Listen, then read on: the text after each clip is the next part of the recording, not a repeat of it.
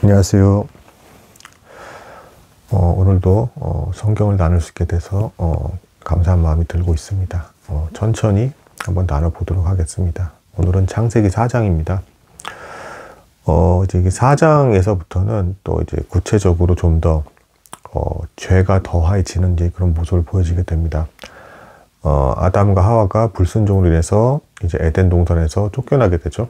그 이후에 이 죄의 무서움에 대해서 이제 나오는데, 죄도 일종의 이제 진화를 하게 됩니다. 그 죄의 질이 더 안 좋아지고 대를 내려갈수록 더 하나님께서 보시기에 굉장히 타락했다라고 여겨지는 모습의 형태로 인간들이 이제 점점 그렇게 되어간다.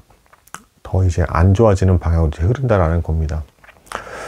그래서 이제 4장에서의 이제 첫 핵심은, 이제 첫 살인사건이 되겠는데, 이게 단순히 사람을 죽였다라는 문제는 아닙니다. 그것은 아니고, 아벨은 이제 의인을 대표하는 사람이고, 가인은 이제 일반적으로 그 의인을 시기하는 악한 마음을 지닌 사람을 대표하는 인물이라고 보셔야 될 것 같습니다. 이게 그 후반부에 가면 신약에서 복음서에서도 이제 그런 식으로 이제 해설이 연결이 됩니다. 그래서 예수님께서 이렇게 비난하시는 건데요.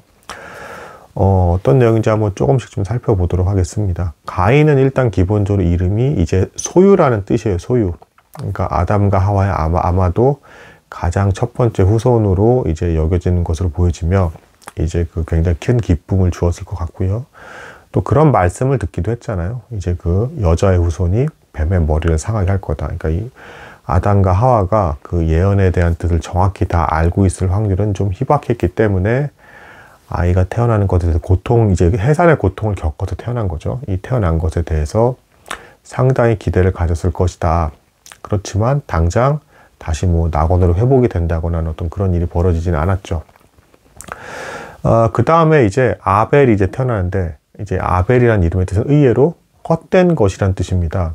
그러니까 여러분도 아시겠지만 가인이 이제 살인을 저지른 나쁜 사람이고요.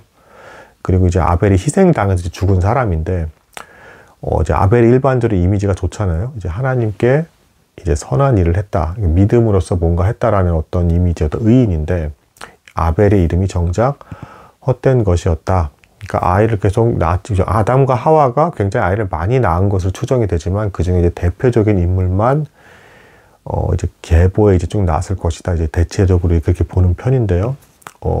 아무 일이 벌어졌지 않기 때문에 이제 아마 그렇게 이름이 지어진 것이 아닌가. 아벨은 헛된 것. 그럼에도 불구하고 오히려 일반적인 우리의 상식을 뛰어넘는 나중에 태어난 아이가 더 하나님께 올바른 예배를 드리고 더 나은 삶을 살아가는 어떤 그런 모습을 보여주게 됩니다. 실제로 이제 비교를 해보면 사실은 그래요. 냉정하게 아주 간단하고 안전한 해석은 이 히브리서에 나오는데, 이제 믿음으로 드렸냐, 믿음으로 드리지 않았냐, 이제 이걸로 이제 구별이 됩니다. 아벨은 믿음으로 드린 것이고, 가인은 믿음으로 드리지 않았다라는 거예요. 근데 이제 여기서 이제 추가로 더 이제 많은 확장되는 추론의 내용은 뭐냐면, 아벨은 이제 첫 새끼 양을 드렸다. 가장 소중한, 그리고 피를 흘려서 드리는 제사의 형태로 드렸다라고 보고, 가인은 땅에 있는 소산물을 줬기 때문에 피를 흘리는 제사가 아니기 때문에 안 받았다. 뭐 이렇게 보는데, 단순히 그 제사의 어떤 형태로만 놓고 볼 문제는 아니고, 확실한 건 아벨은 참된 믿음으로 하나님께 드렸다. 가인은 하나님께서 받으시기에 참된 믿음으로 드리지 않은 것이다. 이게 일단 가장 확실한 것 같고요. 또한 그 참된 믿음이라는 속성에는 하나님에 대한 사랑이 포함이 되는데, 아벨은 정말로 하나님을 사랑한 것으로 보이고요. 가인 역시 이걸 우습게 볼 건 아닙니다. 그러니까 이제 뭔가를 드렸다는 것 자체는 어쨌든 대단한 어떤 자신이 내어준 어떤 뭔가를 한 거예요. 하나님 앞에서. 그렇지만 뒤에 있는 후반부의 본문들 내용과 연결됐을 때 가인은 자신의 노력을 의지한, 하나님 제가 이러이러한 것을 했습니다, 이렇게 드립니다 라고 하면서 하나님은 마땅히 제게 이런 반응을 보이셔야 돼요 라고 하는 어떤 자기 노력에 근거한 어떤 그 제물을 드린 걸로 이제 보여지고요. 아벨은 철저히 하나님을 사랑해서 어떤 대가를 바라지 않고, 그리고 하나님 자체를 사랑했기 때문에, 그러니까 자신이 노력한 어떤 모습에 주목하지 않고 하나님 자체를 사랑하려고 하는 그런 형태의 예배를 드렸다. 그래서 그 형태도 다른 것이 아닌가, 그 믿음의 차이 때문에 형태도 달랐던 게 아닌가라고 예상이 됩니다. 그러니까 그래서 아벨은 더 나은 가장 소중한 생명을 드리는, 피를 흘리는 제사를 드린 것이고, 가인은 그냥 어떤 희생 제사는 아닌 땅에 있는 어떤 곡식을 그냥 드리는 어떤 그런 제사의 형태로 표출된 것이 아닌가. 근본적인 원인은 믿음이라는 거예요. 참된 믿음이냐 거짓 믿음이냐. 이제 그러면서 이 사장의 핵심은 나뉘게 되더라. 그러니까 하나님을 정말 진심으로 사랑하는 무리들과 아닌 무리로 나뉘게 되더라.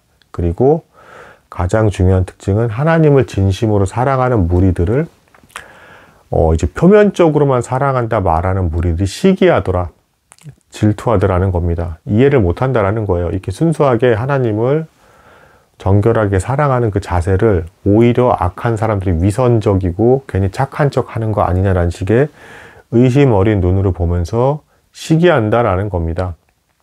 이제 뭐 이런 형태의 어떤 대조가 되겠습니다. 결론은 가인이 아벨을 죽이게 되죠. 그리고 살해하고 나서도 이제 여기서 이제 또 동일한 어떤 모습이 보여지는데, 창세기 3장에서 아담과 하와 앞에 이제 하나님께서 이제 굳이 바로 벌을 주셔야 되는데 나타나서 하나씩 질문하시고 확인하시잖아요. 그게 이제 뭐냐면 모르셔서 그러는 게 아니고 회개할 기회를 주시는 겁니다. 마찬가지로 가인에게도 이제 아벨에 대한 이제 얘기를 하시면서 회개할 기회를 주셨는데, 거기에 대해서 가인은 여전히 회개를 하지 않고 오히려 내가 아우를 지키는 자이니까 하면서 이제 오히려 강하게 이제 반발하는 모습을, 하나님 앞에 이렇게 반발하는 모습을 보이게 되고요. 이것 자체가 이미 가인은 잘못된 믿음을 가졌다, 정말 믿음이 아니었다라는 것이고요. 그래서 이제 결국 이제 벌을 받게 돼서 땅이 이제 소산물을 내지 않을 것이다.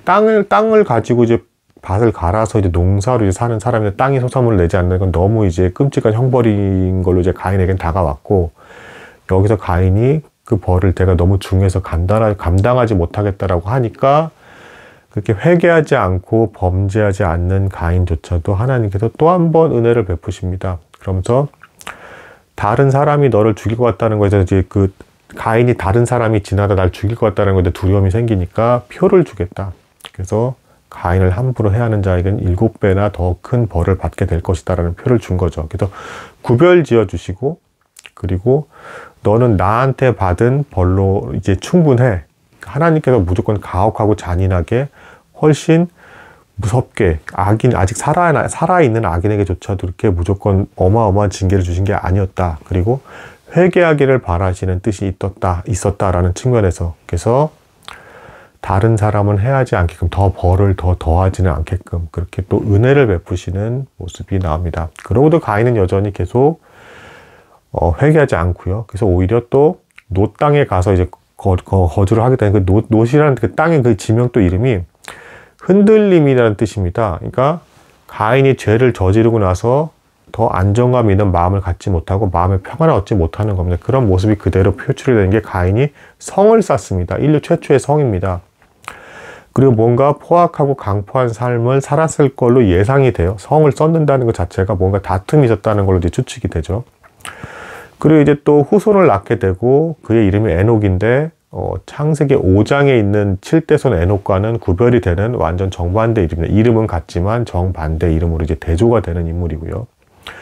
그 후손이 쭉 내려갑니다. 그러다가 7대손쯤 이랬을 때 라멕이라는 인물, 그러니까 창세기 4장과 5장이 대조가 되는데 4장은 가인의 계보가 중심으로 나오고 5장은 이제 셋, 아벨이 죽은 뒤에 이제 아담과 하와가 낙심해서 큰 슬픔에 빠졌을 때 하나님께서 위로의 뜻으로 셋을 줍니다. 셋이라는 아이를 또 낳게 하시고요. 그 셋의 자손이 곧 예수 그리스도의 어떤 계보이기도 합니다. 조상입니다. 그러니까 육신의 조상입니다. 예수 그리스도의. 그래서 조상이기도 하면 여기서 의인의 계보, 그리고 가인의 악인의 계보가 이제 서로 대조가 되면서 대립이 되기 시작하는, 물론 이들 간에 교류가 있을 수도 있고 사람들이 섞이기도 하고 했겠지만, 하나님께서 보시기에는 분명히 의인과 악인이 구별돼서 보인다.